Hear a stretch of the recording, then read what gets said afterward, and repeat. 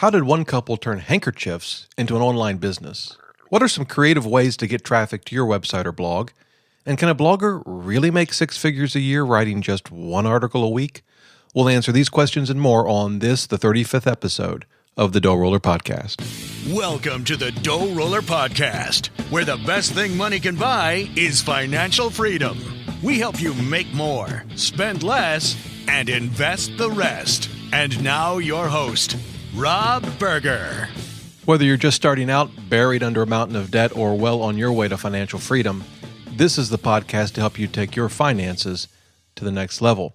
Well, here we are on day 28 of the 31-Day Money Challenge. As I promised you yesterday, I've got a very interesting interview today. I think you'll enjoy it. Steve Chou is going to be on the show, and he has it's an interesting story because Steve and his wife first started an e-commerce site, one that sells products, and they sell, or you'll hear about it, but basically handkerchiefs of all things.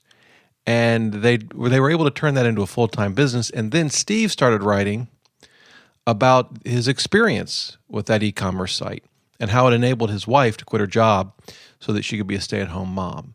It's a wonderful story. It's very, similar to our episode yesterday, where I interviewed Jay from Budgets Are Sexy. This is a story about making money online.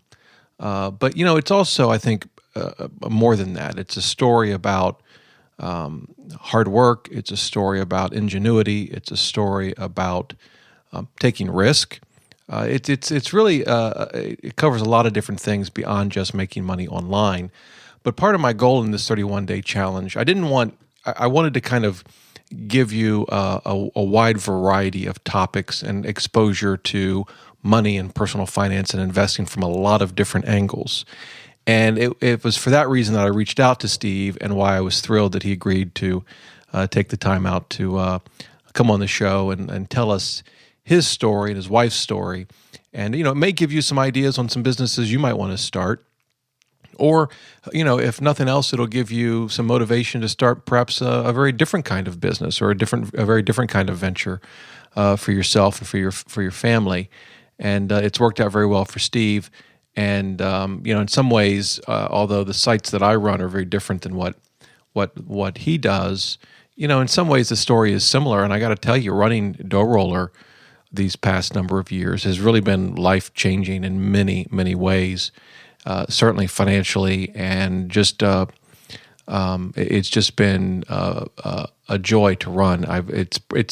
It's funny when you've been in one field for so long, and you think you'll be in that field the rest of your life, and then something comes along like this, and it really kind of changes everything. And I think you'll kind of hear that in Steve's story as well. I guess you never know what life's going to throw your way. So I want to get to that interview, but first, a quick thank you to our sponsors. Personal Capital is a free online tool that helps you aggregate all of your investments, retirement and non-retirement. It'll bring them all into one place, show you your performance of all your investments through some pretty spiffy graphs and charts, and very easy to read and interpret. They also show you your asset allocation and fees across all your investments. You can check them out at personalcapital.com. And Betterment, an online platform that invests your money in stock and bond ETFs. You pick the percentage you want in each, and Betterment does the rest. They also rebalance and reinvest your dividends automatically. You can check them out at betterment.com. So with that, I want to turn to the interview with Steve. I think you'll enjoy it very much. So here you go. Steve, welcome to the show. Hey, Rob. How's it going? It's going great. I really appreciate you taking the time to talk with us today. As the listeners know, I've been doing a 31-day money challenge and talking about financial freedom the whole month. And I wanted a number of episodes talking about how to make extra income. And you came to mind immediately. Of course, we saw each other at the Bloggers Conference in the fall, had a chance to talk. But you kind of have an interesting story because you and your wife have both an e-commerce store and then you have a separate blog. And I think it kind of will give folks kind of a couple of different perspectives of how you can make money online. But I guess before we get to that, Steve, can you just kind of give us a little bit of your background and how you kind of leading up to how you guys started a website? Sure. So all of this started pretty much when my wife became pregnant, and she basically wanted to quit her job and stay at home with the kids.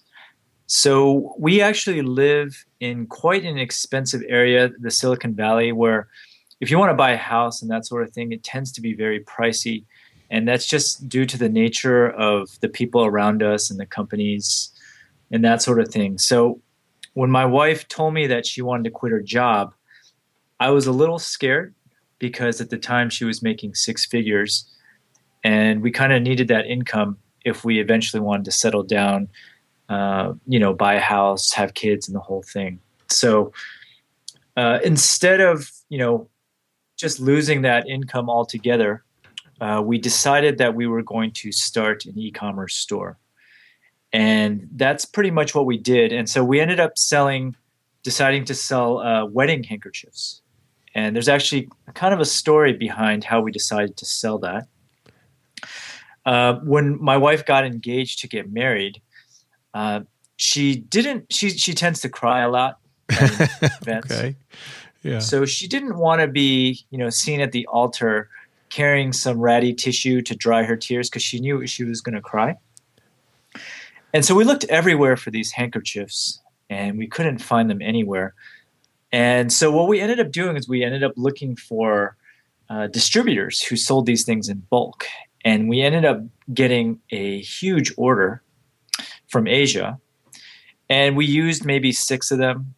And then we ended up selling the rest on eBay, and then they kind of sold like hotcakes. And this is all before you hadn't given any thought to an e-commerce site at this point. That's correct. Yeah, this is when we got married. Yeah, way before she became pregnant. And so, when she became pregnant, we kind of remembered how we were importing these handkerchiefs, from Asia, and so we kind of recontacted our vendors over there. Initially, we only made one order, and so we made another order. And we decided to just throw up a site and just see what happens. I love to hear the way businesses start, because so often they don't start with some huge strategic plan. It's just life experiences lead you in a certain direction. In this case, something you needed for your wedding. And then how long was it after you got married that you then, decided to try this as a business? Yeah, good question. I think it was 3 years. Right, so 3 years go by, and I think that's interesting. So when you had the idea to start this as a business, did you just order the handkerchiefs from the same place you'd ordered them for your wedding 3 years earlier? Yeah. So what we did actually before we even placed that order is we did a little bit of research to see if it could even make enough money to make a meaningful dent into my wife's income. So at the time, we were actually only aiming for about 50 or 60K. We thought we could live pretty much the same lifestyle on that income. And so after we kind of ran the numbers, then we kind of contacted the vendor, and we ordered from the same vendor where we ordered that first time. And what kind of research did you do that led you to believe you could make that? You talk 50, 60,000. I assume you're talking about profit, right? That's correct. Yes, so, that's correct. So what kind of research would you do to figure out, how you guys could corner the handkerchief market? So the standard tools, keyword research. We did some eBay testing to figure out which models would sell the best and that sort of thing. But, a lot of the same tools that are available today were kind of available way back then as well, just not as good. Okay, but like when you say eBay testing, can you just give us a flavor of what that looked like? Yeah, absolutely. So you can look at a lot of the completed listings on eBay. And so you can kind of get an idea about which auctions and transactions have actually completed for a certain type of handkerchief or a certain style. And then, based on some of that data, you can kind of figure out what you want to order. Because obviously there's a lot of variability and variety when it comes to textiles or handkerchiefs in general. Okay, so you're getting a sense as to what they're selling for. Mm-hmm. You know what you can buy them for. Right. So you get a sense of what your profit's going to be, and then it's just a question of what kind of volume can you do. That's correct. And in general, the prices on eBay are going to be much lower than when you actually have your own store. Okay. And then you say you put up a website. I mean, did you guys know how to do that, or did you have to learn that? How did you go about putting up? Because some people listening, at least for me, when I started my blog, I had absolutely no clue how to start a website. I just had to get on Google and figure it out. But did you guys already have that skill set? No, actually, I had no experience in web design whatsoever. But I had a friend who kind of had dabbled in this, and he recommended an open source shopping cart. And basically, with anything open source, it's free, but you might have to do a little bit of tinkering to get it to do what you want or to get it to look like how you want. Yeah. And so in that respect, I had to learn PHP, HTML, and CSS in order to launch our website. Wow. So how long did it take you to learn PHP, HTML, and CSS and get a website up and running? So I have a technical background. So I design microprocessors for a living. It's hardware. It's not software. But I kind of understand, how software works, obviously.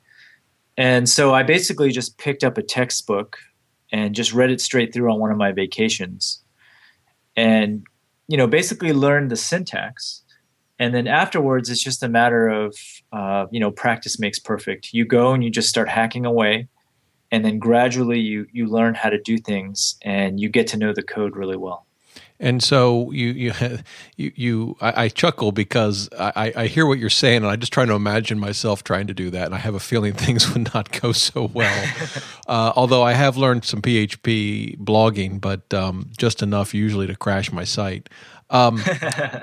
So when you decided to do this, you're on vacation, you get your textbook. How does it take you 2 months to get a site up and running? A month, 6 months? Yeah, that's a good question. So I was playing around with a lot of different mock-ups. So I'm trying to remember how long it took to get the site up. So just keep in mind that when it comes to an open source shopping cart, all of the code that handles all the transactions is already written for you. So what you are mainly concerned with is if you have plugins, you have to integrate those in by hand. It's not like WordPress where you have a nice one-button install. You kind of have to take a plugin, kind of have an idea of how to integrate it into the shopping cart. And, from that, you have the functionality. So that just handles the base shopping cart and your ability to take transactions. Then there's the aesthetic part where you actually have to make it look like how you want. And since you have a blog, you probably know how much of a pain in the butt that is in itself. I don't remember exactly how long it took us to get the site up, but it was on the order of months. I would basically devote nights and weekends in the early days on trying to get the site up, whereas my wife was working more along the lines of figuring out what she wanted to sell, taking photos, and that sort of thing. So we kind of split the duties. Okay, so you get the site up, you've got your product, your wife knows what she wants to sell, and you launch your site. I mean, do you get a ton of traffic? Do you get any traffic? How do you market the site? Yeah, absolutely not. So when we first launched, we had zero traffic. I'm sure you remember what it felt like when you first launched your blog. My blog was like that too. No one was reading it. It's a very lonely experience. It is. It's quite depressing, actually. So, same thing here. You spend all this time getting a store up and running, and you get no traffic. So what we did in the beginning was we leveraged Google AdWords quite heavily. So we basically, purchased our traffic essentially. And at the time, we were the only ones selling handkerchiefs. So all of the ads that we bought for handkerchiefs converted extremely well. And, so what we ended up doing was we ended up maxing out on our AdWords to just, since the traffic we were paying for was all making a profit, it made sense to spend as much as possible to get the highest profit possible. And how long did that last? How long? Because, AdWords is a real tricky business. And are you still using AdWords today? And were you? Oh, yes. You are. We invest quite a bit, thousands of dollars a month on AdWords, and it still converts very well for us. And do you manage do you and your wife manage the AdWords campaign, or do you have someone help you? No, I manage the AdWords campaign as well. I mean, that's got to be I would think a full-time job in and of itself. There's a learning curve, but once you've kind of reached steady state, you really don't have to look at your account all that often. So I would say that I go in and I tweak AdWords maybe at most once a month. Wow. So, well, did you, apart from AdWords, did you find any other ways to get traffic that you found to be effective? Yeah. So we're still talking about that first initial launch period, right? Right. Okay. So during the first initial launch period, we also went on the forums. I had an alias where I played a girl in the forums, and I would just, what was your alias name? Or is that a trade secret? It's a trade secret. I don't know if it's still on. This is a long time ago. We tried a whole bunch of different things just to get customers in the door. Yeah. So, I would pretend to be a bride, and I would actually genuinely go out and help answer people's questions just about weddings in general. And occasionally, if someone asked about a wedding favor, I might casually bring up, wedding handkerchiefs and that sort of thing. Okay, and that was effective? That brought in some traffic? That brought in some traffic. Actually, it did pretty well. I did get banned a bunch of times in the beginning because I was a little too aggressive.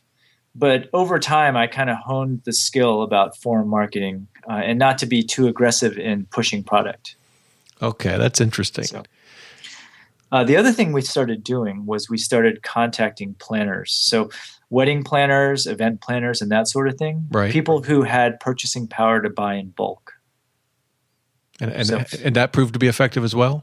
That did. Actually, that ended up being, in that first year at least, a lot of the profit that we brought in. So how would you find wedding planners? I mean, I know you can just get online and search, but was there any sort of method or process that you followed to find wedding planners, and how many did you contact?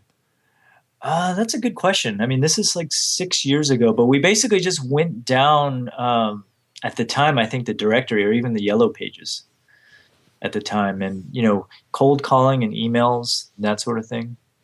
And so you're starting this business, you're doing all this work to get traffic. How long did it take you? Well, before I get to that, I take it you're getting some orders, and your wife is physically filling these orders and going down to the post office to mail. Yeah, absolutely. So we had this ritual where she and I would pack orders in front of the TV. Okay. Just in our house, and all the inventory was in the house. That's great. I mean, yeah. It had to have been fun. I mean, I'm sure it was a lot of hard work. It was fun in the beginning, yeah. And then, we weren't streamlined at all in the beginning. So our packaging was horrible. Our presentation was pretty horrible too. And just over time, we gradually refined these things. I take it today. Do you if we fast forward 6 years, do you keep inventory in your home? No, we have a office space, and we have employees that do the order fulfillment. Okay. Well, let's go back to that first year. How long did it take you before you guys said, yeah, this will work. This will replace your wife's, some or all of your wife's income enough so that she can stay home with your children? So I can tell you, we started getting organic SEO traffic. It started kicking in around the 6-month mark. And when that started happening, all of a sudden, we were just getting orders, without having to pay for it and without having to really work for it. And, back then, I think it was easier to, there were different tactics to actually rank in search. And given that we were pretty much the only people selling these things, ranking high for the search term handkerchiefs and that sort of thing was actually quite easy. And so once the search volume started coming in, we were like, okay, wow. We can make this work. And so it was at that point where I kind of dialed down some of the other stuff, like the forum marketing and that sort of thing. And, we kind of focused on writing content. WordPress, I don't know if WordPress was around back then, but we didn't use it if it was around because I didn't know about it. So I basically put together this poor man's CMS, I guess. And we used that to create content using our products, essentially. So my wife put together some arts and crafts using some of the products that we'd sold. And we started getting traffic for that content as well, which we would then steer towards the main store. But this was on the same domain? Same domain, yes. Yeah. Same domain. Yeah. So those that are listening and may not, have experience online, when Steve refers to organic traffic, SEO traffic, that's the sort of the free search engine traffic you get just because the search engines think that your site offers content relevant to a person's search, as opposed to AdWords, which are the ads that you see at the top and side of search results where companies actually pay for them. And, it's interesting, Steve, you said you started to see that around month 6. Uh-huh. Yeah, that's exactly my experience. I mean, I can remember vividly that about the 6-month mark, DoughRoller started to receive, significantly more search traffic. I mean, there was a noticeable bump at the 6-month mark. I don't know if that's some magic time frame for search engines, but I experienced the same thing. Well, when did you get to the point where you hired employees to help you? Yeah, so let's see. That's a good question. I think I'm trying to remember. By the second year, towards the end of the second year, I think we were dabbling with finding people just to help pre-pack the stuff. My wife's a little paranoid about exposing our finances and that sort of thing. So the people that we hired in the beginning were just kind of temp-like workers who would just press the product and pack it. Whereas then my wife would go and she would print out the shipping labels and that sort of thing. So none of these people had access to anything except for the product that they were packing. Did that eventually change? That eventually changed, but actually relatively recently. Not with the shipping labels, but now we have like a streamlined process. So for the longest time, the reason it hadn't changed was we only had one login to our website. And so sometime last year or a year and a half ago, my wife had me code up a separate staff interface that our workers could use that would basically just provide the minimum amount of information it took to pack and ship an order. So these days, things are a lot more on autopilot, but they were not for the longest time. Okay. Well, you've mentioned a lot of the coding that you've done. For folks that are listening and they think, well, I might want to start an e-commerce store, but they don't have your background. Are there tools that are a little more automated, a little more, user-friendly for folks that aren't computer whizzes that enable them to start an e-commerce store? Things have changed a lot. So when we first launched, there's basically only one big open source shopping cart out there, and it was called eCommerce.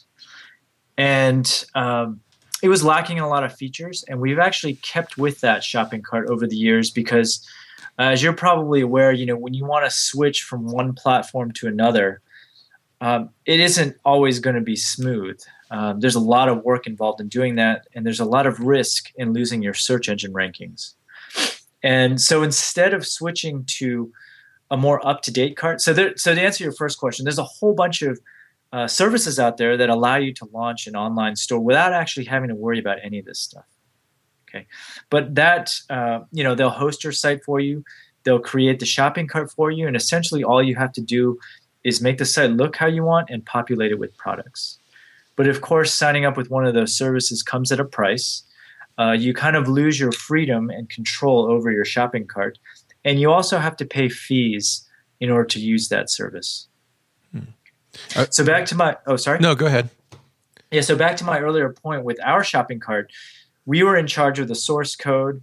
And as a result, over the years, I got to know it really well. So it actually made more sense for me to just code up the features as we needed them to be made. So my wife, when she was operating the store, she would tell me some of the things that were – some of the pain points in running the store, and she would tell me, and I would go ahead and implement those features. But just keep in mind that a lot of those features are already implemented already. So if you were to start today, you wouldn't have to do any of these things that I'm doing. The only reason I have to do so much work is because I don't want to switch platforms because I'm worried that we'll lose a lot of those search engine rankings in the transition. So what would you recommend for someone starting today? Are there, you said there's a lot of options out there. What do you think? What's your favorite? Yeah, so I run a class on this, and what I recommend is that if you have the know-how or the desire to learn, I would go with an open source shopping cart like OpenCart or Press2Shop. And the reason for that is because you have full access to the code, it's free, and you're in full control of your entire website. Okay.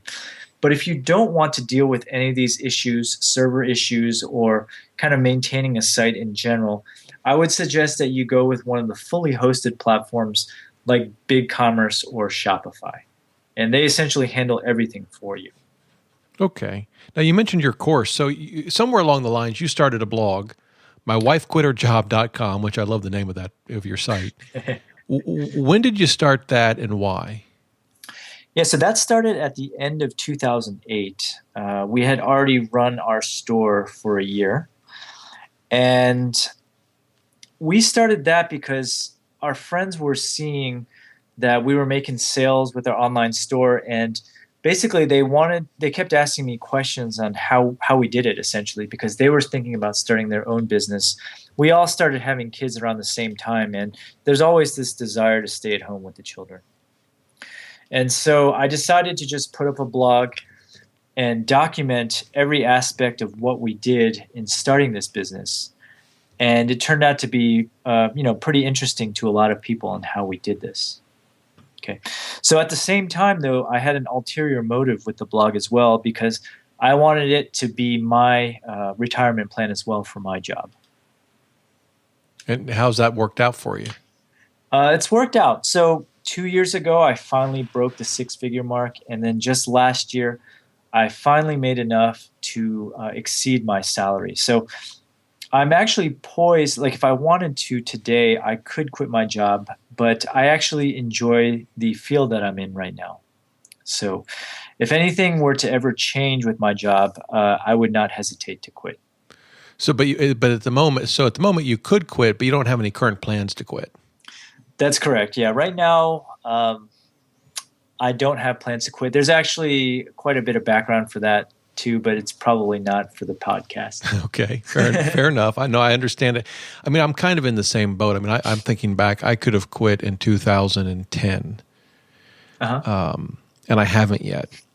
And, I've had a lot of discussions with my wife over that question. And, there's a lot of factors that go into that beyond just money. And I'm curious on your blog. Well, first of all, if you can tell us which site makes more money. You don't have to give us any specifics, but does My Wife Quit Her Job make more money, or the Bumblebee Linens? Which one makes the most? Yeah, the online store makes a lot more money than the blog. Okay. Yeah. By the way, I don't even know if we've mentioned the name of the linen store, but it's bumblebeelinens.com. Oh, yeah. I'm not sure if we mentioned that, so people can find it. On your blog, how often do you post content on that site? So today I publish pretty much once a week. Is that what it's always been, or is that more or less than you used to? When I first started out, I was publishing once a day. Wow. And then I got really burned out. Yeah. It might be similar to your Pod 31 podcast. Yeah, right. It's not sustainable. No, it's not. I can assure you of that. So it was during that time when I got burnt out that I actually contemplated quitting, because I was writing so much and I wasn't getting any readers. So I eventually slowed down to just twice a week, and I maintained that for a while. I dabbled with hiring writers. And then Google made a bunch of changes regarding engagement and post quality. So I decided to just start writing myself again. And once a week is actually a good pace that I can maintain and I feel comfortable doing. And so you said that this site made six figures a couple of years ago? Yes, 2 years ago, yeah. And it's continued to do that since then? That's correct. So, I mean, I think that's amazing. You post once a week and your site makes six figures a year. Yeah, so Rob, it's not about how often you post. It's just about getting the readers to the pages that actually make you money. How do you do that? I use an email autoresponder sequence. I put some of my best content in that sequence, and it's more or less a tutorial that teaches people how to start an online store. And at the end, if they're interested, they can then go on to purchase my full-blown course on how to start a profitable online store. And along the way, I make recommendations on products where, if they were to sign up, I do get a cut of the proceeds. And is your course that you sell, Is that the majority of your income from that blog? Yeah, so it was about it's probably about 60% last year. Okay. How many people have you had take that course? Yeah, so I've had over 500 people. Wow. Any, and you don't have to give specifics or obviously names, but I mean, any folks stand out who took your course and really just hit it out of the park with their own e-commerce store? Yeah, so there's actually one student in the class that's making 5 figures a month today. Wow. And there's a bunch that are doing 4 figures a month. And so you get to see a lot of people, obviously, that take your class, your online course, and like you said, one guy's doing 5 figures, some are doing 4 figures a month. Any observations as to why some people succeed at this, perhaps while others don't?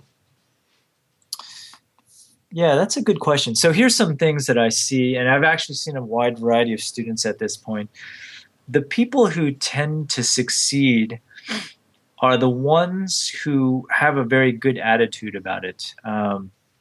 They have the attitude that they might need to tweak things along the way, whereas the people who give up tend to have very high expectations. They throw something up. They're not patient enough to see it through for longer than a month or so. They get discouraged right away, and then they give up. Yeah, yeah. The people that succeed tend to follow through for at least a year. Because, it takes some time for things to kick in. Like, for example, absolutely. Search engine traffic doesn't kick in for 6 months. And there's also a refinement phase where you're refining the conversion rate for your store. And it just goes launching is pretty much just the beginning. Yeah. How hard is it to find, you guys seem to have found a niche that, as you said, you guys were really the only ones in your niche when you and your wife started your store. How hard is it to find a niche like that today that can be profitable but isn't so crowded? Yeah, so the answer is it's hard, but there's still a whole bunch of niches out there. And in reality, you can still tackle some of the more competitive niches out there, but it's all about execution. So for the students in my class, I offer some guidelines in terms of keywords on how to choose their niche. And then after they find a set of keywords, then we actually go through and analyze all the competitors for those keywords. And oftentimes, even if a keyword tends to be a little bit more competitive, if they are not executing that well, if their website looks ugly, if they don't carry a lot of variety, basically, if you can provide some extra value that the competitors don't, it still might make sense to pursue that niche. Mm-hmm. Yeah, that's a good point. I mean, I've found that even with mine. I don't sell products. But when there's a niche that's crowded, it's usually for a good reason. It's usually because it's a very profitable niche. Mm-hmm. And it's not as if you need to, become the number one e-commerce store or blog in that niche to carve out your own space in that crowded market and still do well. I'm curious, for someone that wants to consider an e-commerce store, how much money is involved in getting one set up? And it's one of the things about making money online is that it takes a lot of effort, but typically your startup costs are very, very small. Certainly that's true with a blog. You can get a blog started for $5 a month hosting and a $10 domain name. How about an e-commerce store? Is there a lot of money that you have to put up to get one started? So it really depends on your business model. So there's 2 main business models when it comes to online stores. One is called drop shipping. And the way that works is you act as the storefront and you take orders, but someone else actually fulfills them. So in a way, it's kind of related to the affiliate model with blogs. But the only difference is you're responsible for taking customer support, even though you are not the ones who are actually shipping the product. So essentially, it's like running a store without having to carry inventory. So you don't have that expense or hassle. That's correct. But I assume you're giving up some of your profit. Yeah, you're giving up, pretty substantial margins, as opposed to if you were to carry your own inventory. So when you carry your own inventory, there's a couple routes you can take. You can sell products, other people's products, at wholesale. Or you can actually develop your own products, have them kind of manufactured somewhere, and then sell them as your own. And what do you guys do for Bumblebee Linens? So we do a mixture of both. We do not do drop shipping, but we have most of our stuff is manufactured overseas in Asia and Europe. And is it specifically for you? Or it's a mix? Some of it is specifically for us. And are your profits higher when you're getting something manufactured specifically for you? The profits will tend to be higher, yes. We actually also offer value add once we get the products in house. So we offer custom embroidery in our shop as well, where a bride or a groom can actually have their initials or write a short message on our handkerchiefs, and those obviously have very high margins. And you do that. Once you get that order in, That's correct. We do all that in house. Okay, yes. So you obviously have an investment in equipment, and you have some employees to help you do this. We do. Man, This sounds like a real business, Steve. It doesn't sound. Yeah, I was thinking to myself, it's starting to look like a real business. You actually have to have systems in place, maybe even an employee manual. I'm not sure. I wake up in the morning and I think, what do I want to write about today? Let's head down to the computer and figure out what we're going to blog about. You actually have a real business. Well, let's take a step back and answer that original question of yours, though. We actually got started with only $630, of which only about $300 of that was inventory. If you were to go the drop shipping route, all you really need is a website. So you could get started pretty much for the same cost as starting a blog if you want to go the drop shipping route. And I guess if you did that and you worked hard at it and you became successful, you could cut over to a different model. Yeah, so it's actually not uncommon to start out drop shipping, find out what works, and then go ahead and stock the goods that are selling well. Okay. So you could be a combination. Like you said, some of your items on your website could be drop shipped. Some of them could be inventory you hold. And from the end user perspective, they don't even care. I like what you have. I've ordered it. I just want it. It comes to them. That's correct. Yeah, whether it's drop shipped or not, it doesn't really matter to them. Right. Okay. Interesting. Do you sell on other platforms? Like, do you sell through Amazon or any of those other platforms? Yeah, so we don't sell through Amazon, but we buy product ads on Amazon. So the distinction between selling on Amazon and buying ads is we'll have listings on Amazon, but when they actually click on the item, they're taken to our website. I didn't even know you could do that on Amazon. Yeah, it's something they started, I think, last year or a year and a half ago. It's called Amazon Product Ads. And so when you search on wedding handkerchief, for example, you guys might come up as one of the options. That's correct. Huh. And are you paying on a per-click basis? We pay for that on a per-click basis. I did not know Amazon did that. If you were to actually sell on Amazon, their fees are actually quite hefty. Anywhere between 10 and 15% of the revenue will go to them. So. Huh. Okay. That's interesting. And you found that advertising channel to be successful? Yes. And so there's actually a bunch of channels similar to that. So the Google Shopping website is another one of them. Right. There's a whole bunch of these other comparison shopping engines like NextTag. I'm drawing a blank right now. Shopzilla. Mm-hmm. A whole bunch of these pay-per-click sites. And they do really well. So if you were going to start today, you didn't have the My Wife Quit Her Job blog. You didn't have Bumblebee Linens. You were going to start from scratch today. Would you start an e-commerce store or a blog? Or I guess perhaps both? So the answer to that question would depend on whether I need the money sooner rather than later. So what's my time frame for making money? I don't know. You tell me. I guess one of them makes money faster than the other? Yeah. So just to put things in perspective, we did 6 figures with our store in a year, whereas it took me 4 years to do 6 figures with my blog. I know a lot of people who were faster than me with the blog, but it's going to take on the order of years, I would guess, with the blog. I don't know what your experience was, Rob. Well, that's a good question. I'm trying to think now. I guess I started in 2007 halfway through. And for the first 6 months, if you added up all of my revenue for 6 months, it came out to $100. Okay, yeah, I had a similar experience. But I think 2009 was the first 6-figure year for me. Okay. Yeah. So a good 3 years, right? Yeah, two and a, yeah, yeah, Yeah. 2.5, 3. Yeah. But I'm a slow learner, so there's that too. So why is it that an e-commerce store can make money faster? Why is it? Why is that? It's because you're actually selling something.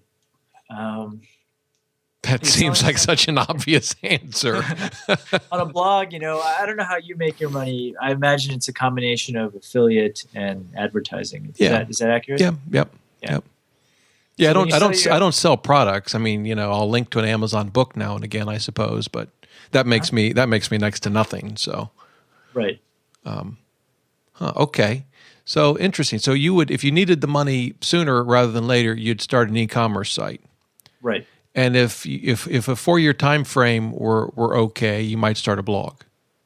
Yeah. So a blog obviously is so. There's a bunch of factors to consider. So with a blog, it's going to be more passive income. With the store, you actually have to ship physical product unless you go the drop shipping route. But in terms of stability, I think a store would tend to be a little more stable because the barriers to entry for a store are higher than with the blog. So yeah, that's a good question. I take it when you why the barriers to entry, because you got to have a product, you've got to source it. The website's a little more complicated, that sort of thing. Yeah. Yeah. Now I forget what I was going to ask you. It'll come to me as soon as I end this interview. Oh shoot! See, I'm showing my old age.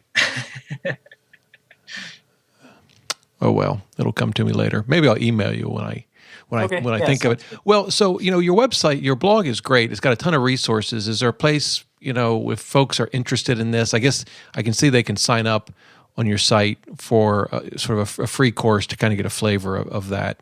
Is that where they should begin? Yeah, I think so. It's actually a pretty comprehensive mini course that I put out, which is free. When you sign up for the newsletter. And it kind of walks you through the steps on how to actually set up an online store for free, how to source product, find a niche at a very high level.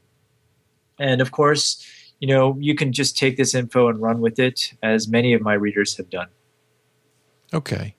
Well, that's good. And I'll link to Steve's blog and the Linen site as well, so folks can go to the show notes and check it out. So it took you said about 4 years, was that right, to start making what you thought is solid money from the blog? Yeah. Okay. And did you have how long after you started the blog? How long after that did you actually have your online course that folks could join? Yeah, let's see. So I launched the course in March of 2011, and I launched the blog at the end of 2008. So two and some change years, I guess. Right. Do you have plans for other websites, or is this sort of enough for you? So, different people like to do different things. I tend to like to focus on a few websites as opposed to putting out a bunch. It's just a preference. So 2's enough for you? Yeah. So probably, yeah. In the near future, at least. I want to focus on growing the audience for my blog further, which in turn usually has positive effects on the course website and the store as well. Sure. Okay. Well, if one question I always ask all guests, and I didn't warn you about this question, but it'll be an easy one for you, I think, and that is, when it comes to personal finance, investing, or in your case, running a blog or a website if you prefer, what's your favorite book? What book do you think helped you the most in business or in finance that you think would be good for folks to read if they haven't? Yeah, that's a good question. So ever since I had kids, I have very little time to read. I know the feeling. So the answer to your question is I actually tend to stay away from those entrepreneurship books that tend to be a little more inspirational in nature. I tend to focus on textbooks and technical manuals when I read. So to answer your question, the reason I stay away from those inspirational books is because when I read those books, they're really entertaining and they're a great read. But when I'm done with them, I don't really have any concrete action items or anything that I've specifically learned. Right. So I tend to stick with, skills. So to give you an example, a couple years ago, I read a book on jQuery. I have a book on WordPress plugins sitting on my desk that I am in the middle of reading. And so those are the type of books that I tend to focus on. So I'm sure my recommendations won't be very popular with your audience. Well, you never know. But you make an interesting point because, and I won't name any names, but there are these books out there. I'm always interested to see what's popular, because what's popular is not always what's best. And there are a lot of popular sort of self-help, inspirational, personal finance, investing books, different things that I scratch my head and I think, does anyone actually read this and walk away with any actionable to-dos or steps where they can improve whatever it is, their business, their finance, whatever. And I try to understand, why are these things so darn popular? It's not true for all of them. I think some popular books are quite good. But it is amazing the number of sort of popular self-help books out there that really are light on substance. Yeah, it really depends on, where you're at. A lot of times, reading one of these books might actually inspire you to take action. In that respect, they're really good. But if you're already taking action and you want to be able to move forward, then, which is kind of where I'm at, I tend to focus more on books that'll, give me the next steps. Right, sure. Well, you've obviously done very well for yourself, and you and your wife have built a great business. As you said, you started out with about $600 investment, and here you are in a position. Your wife has quit her job, as your blog tells us, and you could too if you wanted to. Hey, Steve, listen, I really appreciate your time. I will include in the show notes links to your sites, and your story hopefully will inspire some folks to maybe give what you've done a try, see if they can't make some income on their own from either an e-commerce site or a blog. Thanks, Rob. It was my pleasure. After the interview, Steve and I chatted for a little bit. It was a very interesting conversation, and I actually remembered the question that during the interview I forgot to ask him, and it had to do with his email list. Because when you typically buy online at any site, you put your email in, and so if you're running an e-commerce site over a number of years, you're going to presumably collect a lot of email. And I was curious to understand from him, how he was able to use that to grow his business. And it's interesting. He had said that, he probably didn't focus on that as much in the early days as he should have, and he is now more so. But, I think email campaigns and email marketing can be effective. They can also be quite annoying. I mean, I think when we give a company or a blog in this case, an email, you're giving them something that's quite valuable. The last thing we want is a bunch of spam in our inbox. I know I collect emails for those that want to sign up for my newsletter, and I only use a reputable email service provider. And of course, I don't ever sell the emails, but some sites will do that. And it can be a very effective way to communicate with folks that are interested in hearing from you. But you've got to treat it with care, and that's at least the approach that I take, because I'm very grateful for those that invite me into their email inbox and allow me to send them a newsletter every Saturday. And I respect the right of folks to unsubscribe if they want, and I make that easy to do in every single email. But it can be a very effective way to market, whether you're, a blogger, whether you have an e-commerce site. You could be a professional, a lawyer, a doctor, an accountant. You could a business owner, and it can be a great way to reach potential customers, folks interested. The other thing, of course, charitable organizations. Another great resource for them is a robust email list of folks interested in supporting your charity. So, if you have any questions at all about email marketing or that sort of thing, don't hesitate to shoot me an email. And that's true of anything that really Steve talked about. He's more of the e-commerce guy than I am, and so you can reach out to him directly or shoot me an email. I'm happy to forward it on to him. But certainly when it comes to more general blogging and all that sort of thing, as I mentioned yesterday, happy to answer any questions that you have. And that brings this episode to a close. You can get the show notes. Just go to DoughRoller.net/podcast 35. You can email me, dr@DoughRoller.net. I read every email, respond to every email. You can leave a voicemail. Just go to speakpipe.com/DoughRoller. You can leave me a voicemail with a question or comment right from your computer. As I mentioned, we've got a newsletter that goes out every Saturday. You can subscribe at DoughRoller.net/newsletter. It's free. We pack every newsletter with tips and resources to help you make the most of your money. And you can subscribe to this podcast. Just go to DoughRoller.net/iTunes. You could subscribe. And please leave a review. Love to hear what you think about the show, good or bad. We want to make it as useful and helpful as we possibly can, so appreciate your reviews.